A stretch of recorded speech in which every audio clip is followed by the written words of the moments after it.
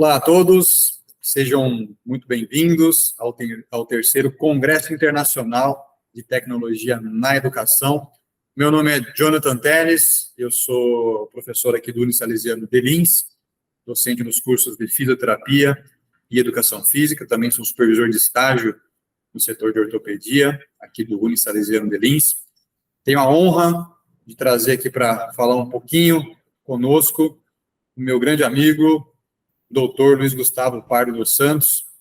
Ele é formado aqui pelo Unisalesiano de Lins, fisioterapia, cursando fisioterapia manipulativa ortopédica pela Anafision, com osteopatia e quiropraxia, em experiência clínica em atendimentos com a parte ortopédica, traumatológica, terapia manual e também com tratamento da dor crônica. Gustavo, muito obrigado pela sua participação, tenho certeza que será incrível e de muito aprendizado para todos nós. Passo a palavra para você, pode iniciar. Oi, Jonathan, obrigado. Primeiramente, aí, boa tarde, boa noite ou bom dia para quem está vendo o congresso, né? Uma oportunidade muito grande para mim, eu agradeço muito ao Unisalesiano e principalmente ao Jonathan por essa oportunidade. Hoje eu vou estar passando aqui um pouquinho do mero conhecimento que eu tenho em relação à dor, em relação à pesquisa, né, o quanto isso tem me ajudado na prática clínica e tomara que seja de grande valia aí para quem está na faculdade, para quem também já está atuando aí. Joia? Pode ir lá, Jonathan. Bom, pessoal, eu trouxe a intitulação como Dor, Ciência e Pesquisa, né, a tecnologia a favor do fisioterapeuta. A tecnologia que eu vou demonstrar aqui durante o curso é justamente a prática da gente utilizar a pesquisa a favor da gente, né, enquanto clínico, em como buscar artigo científico, né, de forma básica, mas que possa ajudar de maneira prática para quem está com dificuldade em relação a como usar essa parte de inteligência artificial, que eu vou comentar mais lá na frente, mas a parte da pesquisa em si, para a gente utilizar na nossa prática clínica em pacientes com dores crônicas musculoesqueléticas, das mais variadas condições que possam encontrar no nosso dia a dia clínico, tá bom? Vamos lá, pessoal. Bom, uma rápida apresentação minha, que o João já comentou, né? Sou Luiz Gustavo Pardo dos Santos, sou terapeuta formado recentemente pelo Unisalesiano, sou natural de Penápolis, interior de São Paulo, e hoje resido e trabalho em Lins, tá? Como o Jonathan falou, hoje eu faço parte aí, um dos alunos da Anafision, que tem me ajudado muito na prática clínica, né? E como manusear e como ter um raciocínio clínico para atuar nas mais variadas condições que nós possamos encontrar nos pacientes que nos buscam, né, em relação ao raciocínio clínico, como utilizar exercício, terapia manual e alinhado às evidências científicas que a gente tem de melhor, né, na base de evidência. E antes da faculdade e até agora, logo depois de formado, eu venho me dedicando muito aos estudos da dor, então desde projetos em relação à avaliação e tratamento, buscar formas de como avaliar e tratar esses pacientes que nos procuram, principalmente pacientes com dores crônicas, né, que é um desafio muito grande e demanda uma abordagem mais complexa, do entendimento mais amplo para cada indivíduo, tá bom? Hoje eu carrego essas duas bandeiras, né, que é a Anafision e a clínica onde eu atuo como colaborador, que é o Instituto Integrado da Coluna Vertebral aqui de Lins, tá bom? Pessoal, eu começo questionando, gerando uma pergunta para vocês em relação à dor, né? O que é dor para você? E outra questão é se você já duvidou de alguém com dor. É muito comum, já tive na prática clínica pessoas do próprio convívio desses pacientes que duvidavam da experiência de dor. Então, talvez o exame de imagem não batia com a intensidade do sintoma que ela relatava, com o tempo de dor que ela sentia, e isso acaba que a pessoa sofrendo mais com esse sintoma por conta dessa dúvida, desse questionamento em relação à experiência de dor. Recentemente, nós tivemos aí uma atualização em relação à dor, mas ainda hoje nós temos ainda aquelas questões em relação à dor e lesão. Se eu tenho um machucado, eu tenho dor, ou a dor que explica é por causa de uma lesão, ou simplesmente falar que a dor é uma questão psicológica, né? Isso, numa linha do tempo, né, como bem descrito, com o advento dos exames de imagem de ressonância magnética funcional, entre outras abordagens avaliativas, examinando áreas do córtex, foram vendo que, por exemplo, relações emocionais psicológicas tinha grande relação com a percepção de dor, tá? Como um fator influenciador na manutenção, na intensidade, e não só o fato de caracterizar uma alteração estrutural, uma lesão, poderia explicar a dor de um paciente, tá? Isso foi muito importante. Recentemente tivemos uma nova definição de dor através da IASP, que é a Associação Internacional para o Estudo da Dor, e eu tenho como base, né, em relação à busca de evidência científica em dor, né, a revista PEN, né, sempre estou buscando em relação, né, com a PubMed, mas principalmente a PEN, quando a gente está falando de estudo sobre dor, tá? Uma grande revista, e esse estudo ele trouxe a nova definição de dor. Eu queria que vocês prestassem atenção de forma literal. A dor é uma experiência sensorial e emocional desagradável, associada ou semelhante àquela associada a uma lesão tecidual real ou potencial. E eu deixo ali 3 palavras-chave para que a gente possa levar durante todo esse material, e durante a vida você vai entender bem como que é isso. Dor é sempre uma experiência. O fator emocional ele influencia demais na experiência de dor. Uma coisa interessante, que lesão tecidual potencial. Então, a gente às vezes não consegue identificar uma lesão detectável, mas o paciente ele experimenta dor. Isso é importante, nós precisamos validar. Tá joia? Ainda em relação à definição, eles lançaram notas referentes à nova definição de dor. A primeira nota diz o seguinte, isso a gente já vê isso no dia a dia já há um bom tempo, né? Que a dor é sempre uma experiência pessoal, que é influenciada por vários graus por fatores biológicos, psicológicos e sociais. Então, sempre que apresenta um paciente para a gente sempre tem que analisar e saber que existem fatores psicológicos e sociais envolvidos. E muitos estudos, quando falado na abordagem, no manejo de pacientes com dores crônicas, diz o seguinte, que a gente ignorar esses fatores pode prolongar o sofrimento, que é um fator extremamente importante e que nós temos que abordar de maneira específica e muito bem orientada, que é a parte do sofrimento. A segunda nota, que é interessante, eu falei isso no começo, que dor e nocicepção são fenômenos diferentes. Então, o fato de eu ter um estímulo em alguma parte do meu corpo não quer dizer que eu vou ter dor. Um estímulo nocivo, então, um aperto, qualquer estímulo que seja nocivo para o meu organismo, não quer dizer que eu vou ter dor, tá? A dor ela não pode ser inferida exclusivamente das atividades neurônios sensoriais, tá? Isso é muito importante.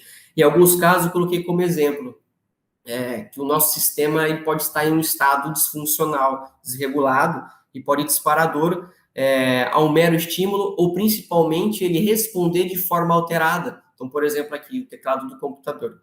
É como se eu clicasse uma letra L, um estímulo, e ele me devolvesse como uma letra D. Tá? Isso é só um exemplo para que a gente possa entender, em alguns casos, o nosso sistema nervoso central entrando num processo disfuncional. A gente vai entender mais para frente. A terceira nota, que através das experiências de vida a gente aprende o conceito de dor. A quarta nota, muito importante, é que o relato de uma pessoa sobre a experiência ela deve ser respeitado.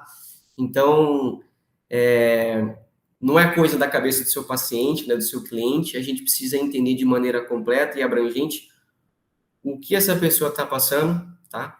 Isso é muito importante e que uma avaliação específica, principalmente em pacientes com dores crônicas, vai levar a um tratamento mais adequado, tá? E grifei aqui, né? O relato de uma pessoa sobre uma experiência, como dor deve ser respeitado. Isso é importante. A nota 5, né, embora a dor ela apresente um papel adaptativo, ela pode ter efeitos adversos sobre função, bem-estar social e psicológico. Geralmente a gente encontra em dor aguda, né, a gente acaba adotando comportamentos adaptativos, mas isso que ao longo prazo, em pacientes com dores persistentes, dor crônica, isso afeta o bem-estar social e psicológico. E a última nota, a nota 6, é que não só a descrição verbal, né, para poder expressar dor, mas outras formas, né, de se comunicar e expressar essa experiência de dor, e nós não podemos negar, não podemos invalidar, tá? E o comportamento, o movimento é extremamente importante para que a gente possa observar de maneira mais fina, cautelosa e abrangente esse paciente com dor crônica. Característica temporal, então, a gente tem entre dor aguda e dor crônica, né, dor aguda ali, algumas literaturas divergindo, né, para até 3 meses, e a partir de 3 meses é considerado de forma temporal como dor crônica. E ainda assim, nós temos subcategorias temporais de dor crônica. Nós temos aquele paciente, aquele indivíduo que apresenta uma dor crônica contínua, onde ele apresenta sintoma persistente diariamente. Se colocasse numa linha, ele não existe períodos de remissão.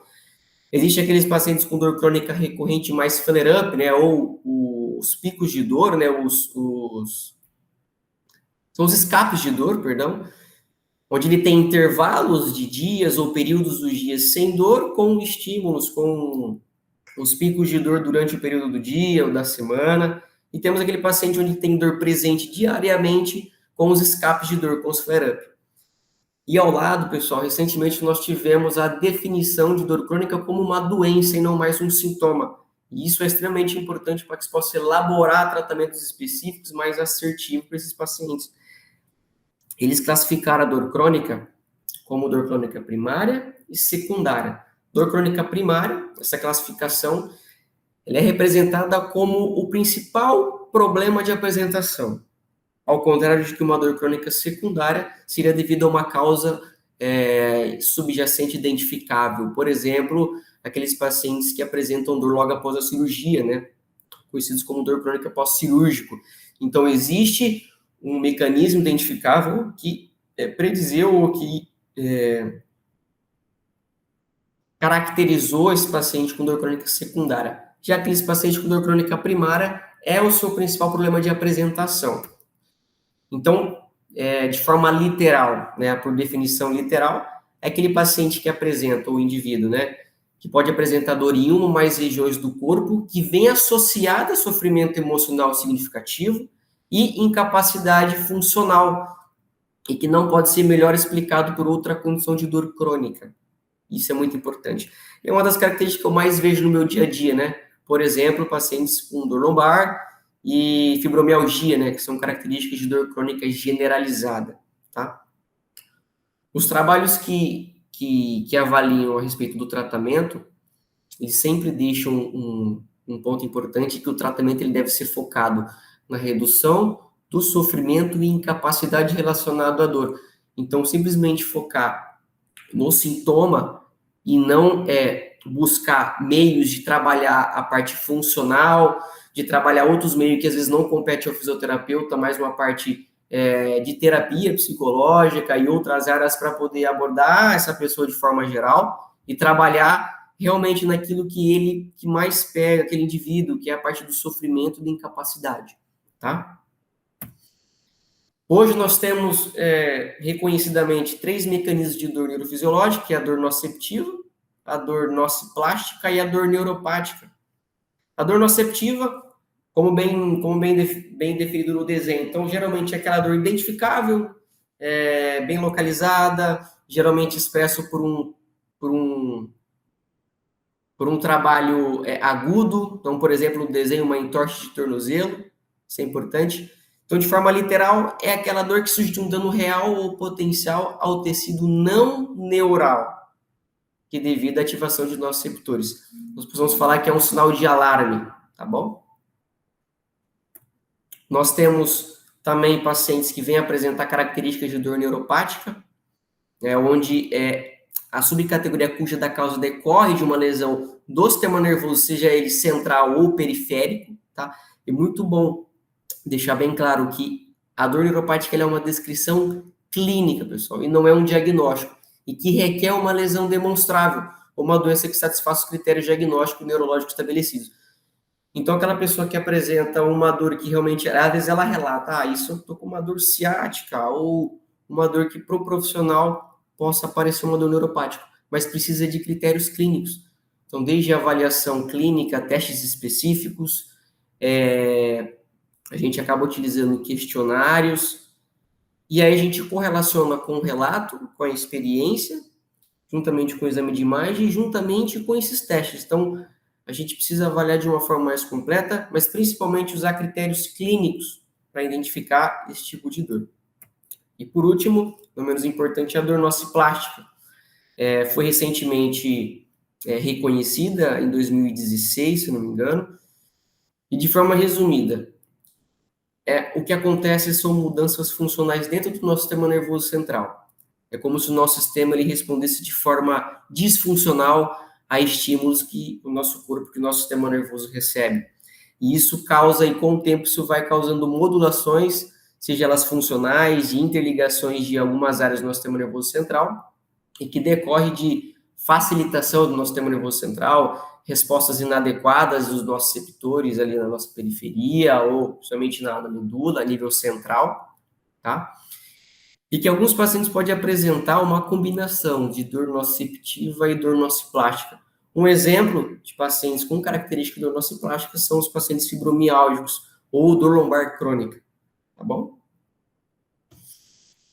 E falando em dor, a gente ainda não existe, não se descobriu um neurônio da dor, não existe um nervo específico da dor. Mas como eu falei, então existem áreas específicas do nosso sistema nervoso central que são responsáveis pela produção ou não da dor. A dor ela é um produto. A dor ela é um produto. E essas três áreas elas trabalham juntamente na produção ou não dessa experiência dolorosa, que é uma via lateral, uma via medial e uma via descendente inibitória, tá? Essa imagem vai ser melhor para a gente entender. Então nós temos ali, de outra forma, né, a via lateral formada pelo componente sensório discriminativo, uma área que é responsável principalmente em avaliar a intensidade, localização e as qualidades da dor. Nós temos uma via, que é a via medial, ou via do sofrimento, em alguns casos descrito, que é o componente afetivo emocional, focado principalmente pelo córtex cingulado anterior, ínsula, amígdala, são áreas do nosso sistema límbico. E nós temos a área do componente cognitivo avaliativo, né? Que também, juntamente o córtex pré-frontal, se junta e se liga a áreas do nosso tronco encefálico, que juntas formam o nosso sistema descendente inibitório. Com esse sistema funcional funcionando, a gente pode ter a inibição da dor, a melhora do sintoma, e está muito ligado, por exemplo, à manutenção da dor. Então, em pacientes que apresentam dor persistente, dor crônica, esse sistema ele tende a ser disfuncional, ter menos ativação, ter menos liberação de substâncias que vão diminuir a dor. E muito importante que esse sistema, principalmente essa área do componente cognitivo avaliativo, uma parte faz parte que são baseadas em crenças do paciente, algo que eu vou comentar à frente, e que muitas vezes atrapalha, tem o seu poder de atrapalhar durante o tratamento desses pacientes. Como bem dito lá, então, existe em pacientes com dor crônica um desequilíbrio entre dor e supressão, ou seja, áreas que deveriam atuar para diminuir a dor, na produção de substâncias endógenas, juntamente inibir os estímulos que chegam no sistema nervoso central, está em baixa, com alterações. Eu tenho áreas, né, vias, a via medial do sofrimento e via lateral em ascensão, isso dificultando, isso levando a um desequilíbrio entre a experiência de dor e o funcionamento de áreas para diminuir o sintoma. Então, aqui a gente tem uma imagem que pode ser meio complicado de entender, mas assim, nós temos áreas no nosso sistema nervoso central, como bem dito, que faz parte do sistema inibitório. Principalmente nesses dois quadrinhos azuis aqui embaixo, que é a substância cinzenta periaquidutal, escrito em inglês, né? E medula rostro-vento medial, juntamente com as áreas do córtex, nas áreas superiores, faz parte da produção ou a inibição de estímulos nocivos que vem da periferia e liberação de substâncias endógenas. E indivíduos com dor lombar crônica, esse sistema ele encontra disfuncional, então, com muitas alterações, e isso acaba aqui dificultando, principalmente a introdução, por exemplo, de exercícios, a própria terapia manual muitas vezes não tem bons efeitos. Então, são áreas que eu não coloquei no trabalho de hoje, né, na aula aqui, mas existem meios para que a gente possa avaliar esse sistema, tá bom?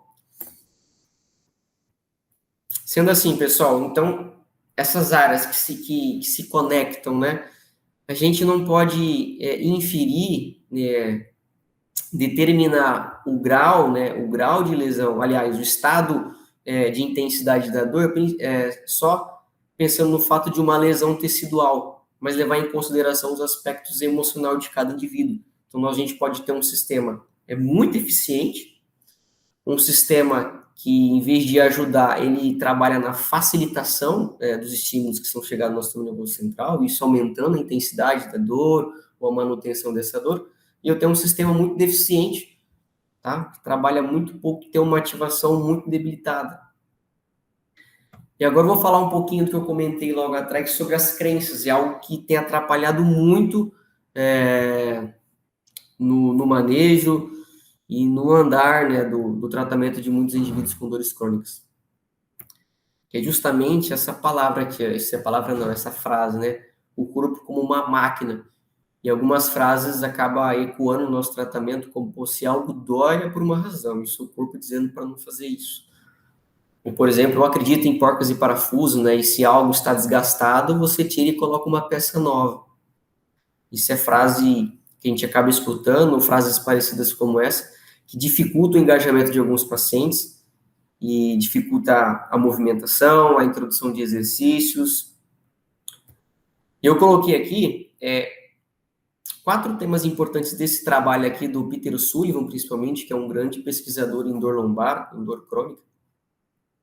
4 frases, juntamente os artigos que refutam ou ajudam a gente a trabalhar no processo educativo, tá?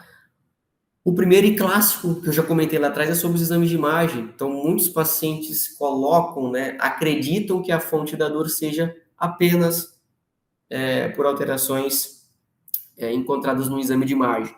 E nós sabemos hoje que milhares de pessoas, se porventura fizessem um exame de imagem, pessoas que não sentem dor, vão encontrar alterações degenerativas, protusões, e que não necessariamente está relacionado com o sintoma, tá? Outro ponto importante é a relação daquele indivíduo em que ele sabe que precisa trabalhar, fazer um trabalho de fortalecimento, provavelmente um exercício, para melhorar o condicionamento de uma articulação, alguma outra parte do corpo. Porém, da mesma forma, ele tem a percepção e acreditar que talvez o exercício vai danificar aquela região que ele precisa trabalhar. Então, existe uma confusão entre o que eu tenho que fazer e o que eu não posso fazer. E hoje nós sabemos que, em muitos indivíduos, é claro que uma boa avaliação, um bom entendimento de cada condição, você trabalhar com dor não tem problema algum. Trabalhar no limiar de dor aceitável, como muitos estudos já mostram, ele pode ser benéfico para o indivíduo, tá? Isso é muito importante. Outro fator seria aquela pessoa em que ela traz consigo comportamentos de muita proteção. Então, aquela pessoa que, para movimentar a coluna, por exemplo, ele precisa ajeitar, ele precisa contrair, ele não pode dobrar a coluna. E isso vem talvez, de falas de profissionais da área da saúde, isso vem de amigos, de pessoas que às vezes já teve o mesmo sintoma que ele está apresentando, e comenta isso com essa pessoa, e isso acaba entrando na mente, e isso vai virando uma armadura, e que isso acaba dificultando o trabalho dele na fisioterapia, ou em outros trabalhos de reabilitação, tá? E nós sabemos que hoje é um mito. Então, você pode dobrar a coluna. Então, existem estratégias, existe abordagem para que a gente possa movimentar de forma segura, sem medo, e ainda assim com dor, tá? Mas a longo prazo isso tende a levar ganhos a longo prazo. E por último, não menos importante, mas seria aquele paciente em que apresenta como bem dito, um excesso de contração muscular durante os movimentos. Mesmo ele relatando para você que ele nega, né, o fato de ele proteger a coluna para fazer certos movimentos, mas ele acaba que durante a execução adotar comportamentos adaptativos, seja propriamente da coluna, seja de outras articulações, tá? Isso vai gerando um comportamento de medo e evitação, e que a longo prazo isso tende a diminuir a capacidade física desse indivíduo, aumentar a dor, aumentar o medo, deixar esse corpo, esse sistema mais sensível, e são tudo do primeiro ao quarto aqui, são tudo situações em que a gente pode trabalhar de forma educativa, e isso faz parte do fisioterapeuta. Isso é extremamente importante. Então, as crenças sobre o corpo e a dor, elas influenciam a resposta comportamental e emocional da pessoa com dor. Então, aquele indivíduo, ele vai evitando o movimento, isso tende a gerar ansiedade, sofrimento e medo, ou ansiedade, sofrimento e medo, gerando essa evitação do movimento, e a gente entra para distorcer esse movimento, fazer o contrário. Então, de forma educativa, com educação em dor, elaborar tratamentos de automanejo, colocar ele em movimentos gradativos, com estratégias específicas para que a gente possa melhorar a capacidade, diminuir a intensidade de dor, e tudo baseado na ciência, evidência científica, que estudos mostram para a gente, tá? Isso não é coisa da minha cabeça, é coisa de profissional, isso é evidência, são estudos que nos mostram isso, a importância do papel educativo. E nós temos hoje alguns estudos trazendo bons resultados, principalmente a pacientes com dor lombar crônica, né?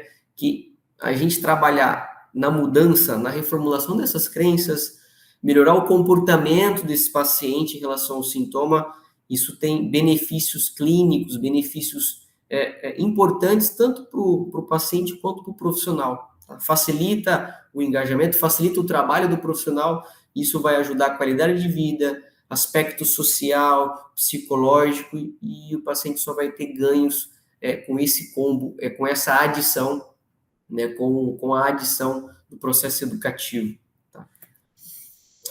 Bom, pessoal, falei um pouco rápido, mas tomara que tenha acendido uma luz em algumas questões, somente em dor, nessa parte de crença, tá? E agora eu vou falar um pouquinho em relação à pesquisa, né, como que a gente pode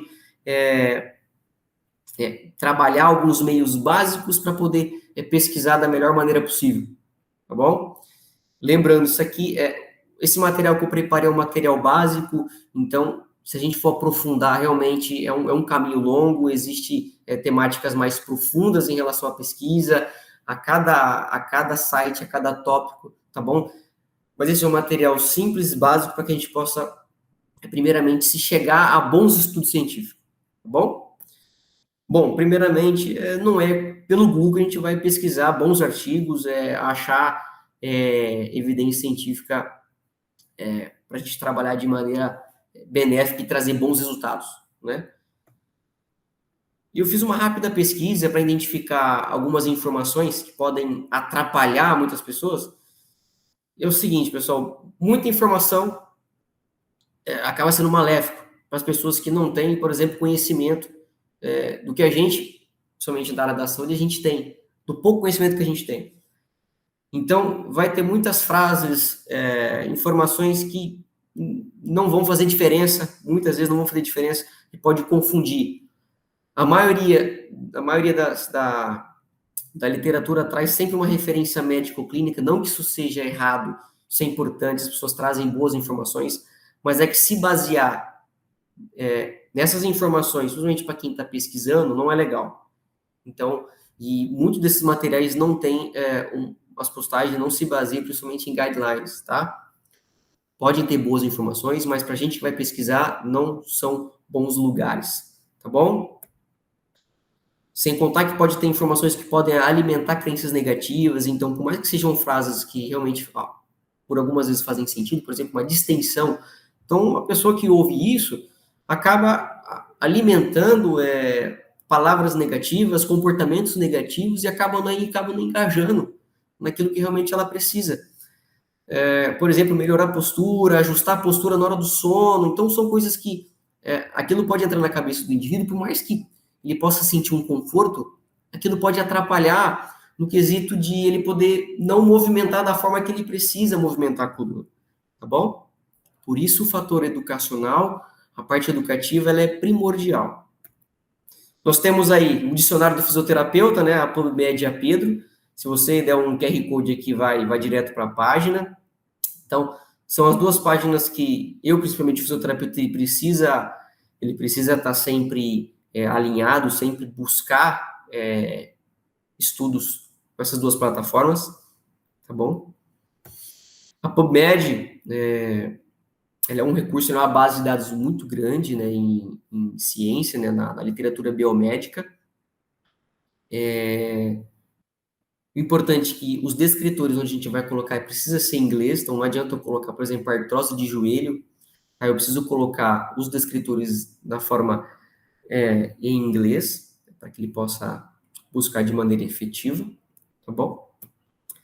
E aqui eu vou fazer uma rápida busca para mostrar para você como como nós temos estratégias para se chegar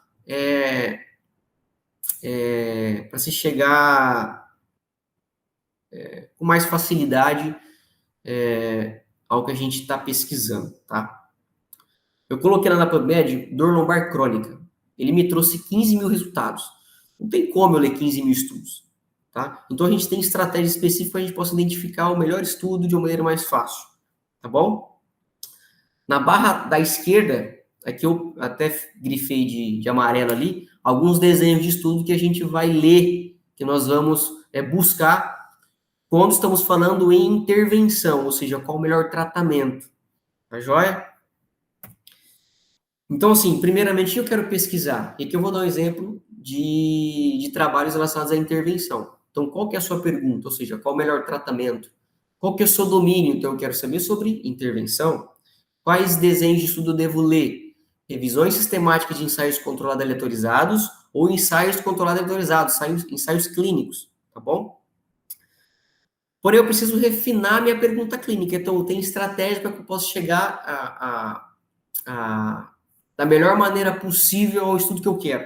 Então, eu tenho estratégia, nós chamamos de estratégia PICOT, né? O acrônimo PICOT, que é paciente, intervenção, comparador, desfecho e tempo, tá? E as bases de dados, como eu falei, a PubMed Pedro e a Cochrane é uma base de dados excelente, principalmente para revisão sistemática, mas não coloquei aqui de forma para que a gente possa pesquisar, tá bom? Bom, aqui está a estratégia, tá? E aqui eu coloquei de forma desenhada, então já da estratégia PICOT, eu quero buscar o meu paciente com dor lombar, eu quero saber se a manipulação, existe diferença entre manipulação e mobilização em termos de resultado, dor e função. Então, ele vai trazer tudo que está relacionado à minha estratégia. Então, dor lombar, manipulação, mobilização, dor e função. E olha como ele abaixou de 15 mil estudos, para 191 resultados. Então, diminuiu muito. E, geralmente, a PubMed, ela vai trazer do melhor estudo para o pior estudo. Então, aqui ele já trouxe, por exemplo, uma revisão sistemática com meta-análise relacionada à manipulação e mobilização para o tratamento em pacientes com dor lombar crônica. Tá? Então, eu refinei minha pergunta, ele já trouxe de forma mais afunilada e mais específica aquilo que eu quero. Tá bom? Esse é apenas um exemplo, e você pode colocar no exemplo que você deseja com o teu paciente, aquilo que você tem em mente, tá bom? Cliquei no estudo qualquer, só para a gente ter uma referência para onde ele vai para onde ele vai me colocar. Então, ele abriu o estudo, ele vai me apresentar lá o resumo do estudo, aqui tem todo o material dele, né, entre as o RG do estudo, que é o DOI, e do lado ele tem os links para que possa ser direcionado para a revista específica. Então, por exemplo, a Cochrane, ou um site relacionado com a PubMed, né? Que é a PubMed Central. Alguns estudos podem ser livres, outros você precisa pagar para acessar esse artigo, tá bom? Importante que algumas revistas, recentemente, elas estão pedindo que você logue, que você tenha um login na revista, no site, para que você possa abrir o estudo, tá? Isso é só um alerta para quem já está fazendo esse tipo de busca e às vezes ficou na dúvida, que às vezes abriu, aqui está falando que está livre. Você liga e de repente está fechado, mas às vezes tem muitos serviços que querem que você faça o login, tá joia? Uma dica que eu coloquei aqui embaixo, quando você abrir o estudo, leia o resumo antes de abrir. Porém, você não deve tomar decisão perante a ele, tá? Isso é muito importante. Então, abrir o resumo, ver os objetivos, vai em métodos e resultados. Legal, gostou? Agora eu vou ler com mais cautela, com aprofundamento melhor nos estudos, tá bom? Eu coloquei exemplos de estudo que a gente utiliza na prática, por exemplo, guidelines. Então, isso aqui para o clínico é muito importante. Então, o guideline, ele é um sumário que ele vai trazer desde a avaliação ao tratamento, o que eu vou fazer com esse paciente, qual o nível de evidência em relação à avaliação e tratamento. Então, recentemente, são guidelines sobre intervenção e manejo de dor lombar aguda e crônica. De forma resumida, o exercício, terapia manual e educação em dor e automanejo é o que nós temos de melhor evidência científica para manusear esse paciente. Tá bom? Revisões sistemáticas. Então, o que é uma revisão sistemática? De forma resumida, é um conjunto, ele traz vários ensaios controlados, vários ensaios clínicos com essa temática, ou seja, é um sumário sumarizando os efeitos de diferentes tipos de exercício para dor lombar crônica. Então, eles pegaram vários tipos de de estudos com maiores desenhos específicos relacionados, por exemplo, a pilates, a caminhada, a yoga, exercício aeróbico, treinamento de resistência, e eles viram que não existe uma hierarquia. Então, não houve diferença na melhor dor e função. Mas eu vou utilizar o quê? O que caber melhor para aquele paciente. Se é o pilates, se é o exercício de controle motor, tá? Então, o que encaixar melhor naquele paciente é o que a gente vai determinar. Então, nós temos estudo falando, por exemplo, que o exercício combinado com a educação reduz o risco de um episódio futuro de dor lombar, como estratégia, exercício como estratégia de prevenção para reduzir a intensidade da dor futuramente. Então, assim, nós temos uma base de evidência científica muito grande em favor do exercício. Bom, recentemente nós tivemos aí um grupo de brasileiros, né, trazendo a importância de um estilo de tratamento, de uma abordagem específica com fundamentos, né, da psicologia, que é o CFT, né, ou TCF, né, em português, que é a terapia cognitiva funcional, uma abordagem biopsicossocial. Então, lembra lá no comecinho onde a gente viu a respeito da dor? Então, os aspectos biopsicológicos, né, biopsicossocial, influenciando na experiência, na intensidade da dor. Então, você trabalhar dessa forma, uma ferramenta que você consegue colocar para o paciente, intervir, dar sentido à dor para o paciente, fazer um trabalho com exposição, com controle e trabalhar a mudança do estilo de vida, já está trazendo bons resultados na redução da dor e melhora da função, por exemplo, comparado a exercícios do core, exercícios básicos e terapia manual. Então, a gente já tem um olhar, isso já faz tempo, né, que já tem esse olhar biopsicossocial. Tá? Então, isso é um ensaio clínico, tá? Então, eu trouxe um guideline, eu trouxe um guideline, eu trouxe revisões sistemáticas e agora um ensaio clínico. São 3 desenhos de estudo que nos ajudam a nos aprofundar, trazer a evidência científica a favor do fisioterapeuta na nossa prática clínica. A Pedro, pessoal, um pouco diferente da PubMed, mas na Pedro a gente já tem alguns caracteres que vão direcionar para aquilo que a gente deseja. Então, por exemplo, relacionado à terapia, problema, parte do corpo, subdisciplina, tópicos, métodos. Então, ele já direciona alguns caracteres que a gente está procurando. Então, por exemplo, eu quis resumir como eu fiz na PubMed. Então, por exemplo, alongamento, mobilização, manipulação e massagem é um primeiro tópico. O problema, dor, então regiões lombar, subdisciplina músculo-esquelética, lá o tópico, dor crônica. E aí eu coloquei o desenho de estudo que eu quero, olha lá, o clinical trial, que é o ensaio clínico. Então ele vai trazer para mim só ensaio clínico relacionado a todos esses caracteres, todos esses tópicos que eu coloquei. Pessoal, deixa eu voltar um pouquinho. Eu não falei da Pedro comecinho. A Pedro é uma base de dados específica para o fisioterapeuta, tá? Então aqui ele vai trazer ensaios clínicos, revisões sistemáticas e guidelines, ou seja, diretrizes. Então ele só traz trabalhos relacionados à intervenção, a como que a gente vai manusear esse paciente, tá bom? Os melhores estudos. E a Pedro, ela é uma base de dados em que ela avalia todos os estudos. Então existe uma nota, a gente vai ver agora na próxima página, ó. Então aqui, por exemplo, eu fiz a busca.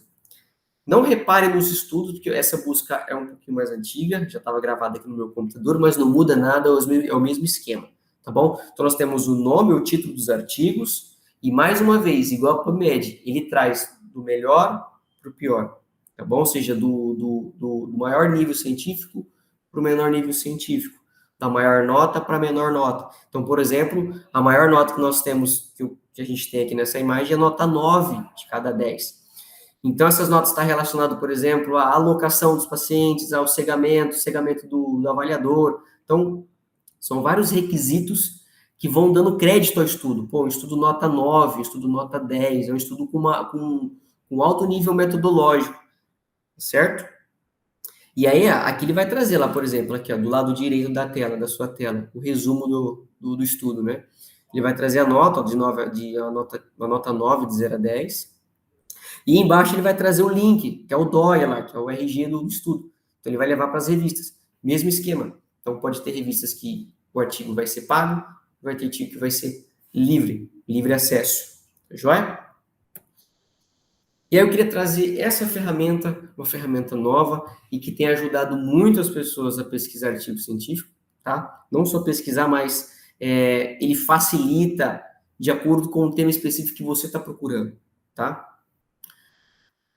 Então, como dito aqui, né, ele tem a missão de promover o conhecimento através da construção de tecnologias poderosas e cuidadosamente projetadas para pesquisadores de todo o mundo. Importante, ele é gratuito. Isso é muito importante, tá? Essa ferramenta, pessoal, é o seguinte, ó, você vai fazer um login, é claro. Feito o login, feito o cadastro, você vai adicionar um artigo. Tá vendo aqui, ó, circulado aqui em verdinho, você vai adicionar um paper, um artigo.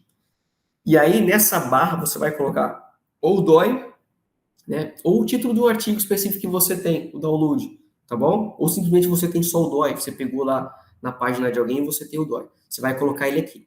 Ele vai trazer para você o artigo. Quando ele adicionar esse artigo na página, ele vai trazer o resumo, certo? Você está vendo ao lado aí, ó, paper selecionado, o resumo. E do lado ele vai ter, olha só, ele vai explorar para você artigos, trabalhos similares, todas as referências do artigo e todas as citações, vai estar tudo resumido nesse trabalho, nesse aplicativo. E aí ao lado vai ter uma corrente, né, uma teia de conexões de trabalhos específicos relacionados ao tema que você selecionou. Isso é muito importante, isso facilita muito a vida do pesquisador, a vida, por exemplo, de quem está começando a pesquisar e de quem está na clínica, tá bom? Isso é muito importante, esse aplicativo. Então, mais uma vez, resumidamente, né, eu coloquei um trabalho relacionado à dor crônica, né, o desbalanço entre dor e supressão, ele trouxe para mim artigos similares a eles. Então, todos os trabalhos similares ao contexto e ao tema do artigo que eu coloquei, ele trouxe para mim especificamente artigos semelhantes, né? Todas as referências do artigo e citações. Ainda eu posso procurar trabalhos relacionados ao autor do artigo. Então, lá no cantinho, se você ver lá, todos os trabalhos do autor, isso é muito importante, tá? Isso facilita muito a nossa vida, tá bom? Pessoal, nós lidamos sempre com probabilidades na prática clínica, a gente nunca trabalha com certezas absolutas. Então, pegando esse material, pegando a evidência que nós temos, a gente nunca vai ter a certeza que o paciente realmente vai melhorar. Mas a probabilidade, ela vai aumentar ou diminuir. Então, qual é a chance de melhora da dor do meu paciente utilizando essa técnica, por exemplo, que você pesquisou, que você tem em mão, tá? Então, assim, eu tenho um paciente com dor e função específica. Eu tenho um paciente, pessoal, que quando chega pra gente, ele apresenta uma quantidade de dor, ele apresenta uma quantidade de sofrimento e uma quantidade de tempo específico. Ele apresenta crenças específicas, determinantes, comportamentos mal adaptativos, muitas vezes, expectativas e tratamento prévio. Então, é um combo. Então, é muita informação para que a gente possa trabalhar de forma muito simples. E trabalhar com evidência, trabalhar com estudo científico e ajuda da inteligência artificial, né, como agora nesse último aplicativo, que nos ajuda a identificar estudos relacionados ao tema que a gente está buscando, facilita a nossa vida. Não é que vai ser todas as maravilhas do mundo, mas isso vai facilitar a nossa prática clínica, tá? E nesse exemplo de baixo, né, então eu tenho um estudo, né, uma revisão sistemática da Cochrane, que é uma das melhores revisões sistemáticas do mundo, validando, né, e dando a importância da atividade física e o exercício em pacientes com dor crônica. Nesse bonequinho, né, as preferências do paciente, ou seja, nem sempre um determinado exercício esse paciente vai se encaixar, é da preferência dele, às vezes não cabe a ele esse tipo de trabalho, e a expertise do paciente, ou seja, eu tenho o domínio da técnica, eu tenho o domínio de tal trabalho, do Pilates, do trabalho de força, então eu alinho a evidência científica, o estudo, as preferências desse paciente, um paciente bem avaliado, e aquilo que eu sei fazer, aquilo que é da minha expertise, aquilo que está nas minhas mãos. E eu alinho isso, eu trabalho com o que a gente fala, é muito comentado sobre a PBE, né, que é a prática baseada em evidência. Não é a prática baseada em estudo, né? Você pegar um artigo e atender, não é isso. Para você pegar a melhor evidência, eu tenho a melhor evidência disponível na minha mão, esse paciente ele vai responder bem, é um paciente que é da preferência deles, às vezes ele gosta de um trabalho que eu quero propor, e aquilo está nas minhas mãos, está nas minhas mãos. Então eu juntei o útil ao agradável e eu trabalho de forma efetiva, tá bom? Então, talvez eu não tenha mostrado muita tecnologia aqui, mas trazer essa parte de buscar artigos científicos, usar ferramentas que vão direcionar para melhor evidência, para o melhor estudo, eu consigo trabalhar de forma mais favorável, tá? Então é isso, galera. Tomara que esse pouco momento que eu fiquei aqui, talvez eu tenha falado um pouquinho rápido, mas é extremamente importante que a gente saiba que a gente saber identificar um bom estudo, saber trabalhar com a tecnologia, que não é uma tecnologia avançada, mas é algo que muita gente não conhece. Então, trazer isso de forma simples, talvez básica, que a partir daí, um ponto inicial, você consiga se aprofundar, buscar ainda mais e conseguir trabalhar com bons estudos na prática clínica, tá bom?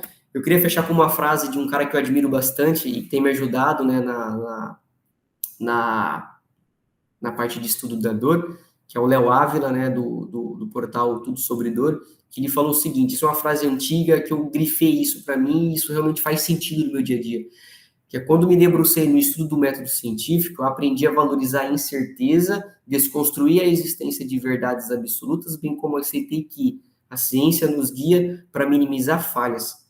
Então, assim, a incerteza ela vai sempre existir. E o que a gente quer na nossa prática clínica é minimizar as falhas, tá? Então, trabalhar com bom nível de evidência, trabalhar com aquilo que realmente tem um fator positivo, tá? E nós iremos fazer um bom trabalho, tá? Eu quero agradecer a oportunidade de fazer esse trabalho, de apresentar esse material. É o primeiro material que eu venho apresentar assim de forma pública, né? Por mais que seja online, mas de forma pública. Agradecer ao Jonathan, a Aninha, né? Todo o salesiano. E tomara que eu tenha plantado uma sementinha, tomara que eu tenha acendido uma luz em alguém, para que daí em diante vocês possam buscar e saber trabalhar de uma forma mais específica, mais fácil em relação à busca de artigo científico. Tá bom? Muito obrigado, pessoal. Sensacional, Gustavo. Parabéns pela palestra. Incrível, cara.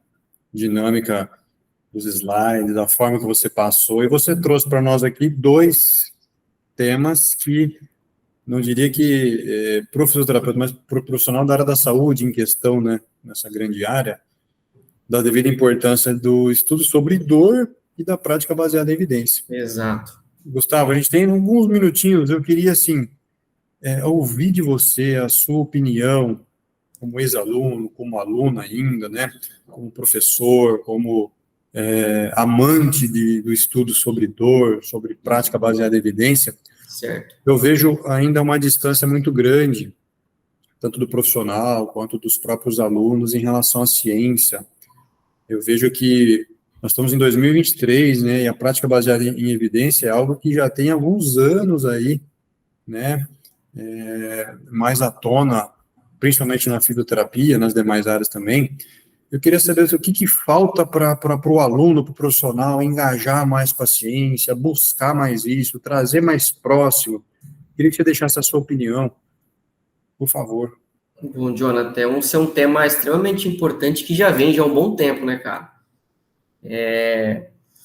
Eu acho importante, esse dia eu estava pensando aqui, isso deveria, cara, entrar, por exemplo, na grade curricular da fisioterapia. Isso faz muita falta, cara. Porque hoje o profissional, ele sai da faculdade, talvez com ferramentas, né, físicas, sabendo trabalhar de forma física, com terapia manual e exercício, mas quando a gente vem para a prática clínica, a gente trabalha, por exemplo, né, com dor crônica, que é o que eu venho estudando bastante, e isso acaba dificultando até no entendimento de como que eu vou trabalhar com essa pessoa. E a falta de ter, por exemplo, não só na faculdade, mas cursos que trabalham, que exploram isso, que traz a evidência, que traz estudos de boa qualidade mostrando que realmente melhora o paciente, que realmente vai favorecer a melhora do tratamento desse paciente, eu acho que o pico inicial, o que pode melhorar ainda mais futuramente, eu acredito que seja a introdução da PBE nas faculdades, cara. Colocar o método científico, a prática baseada em evidência, dentro das faculdades.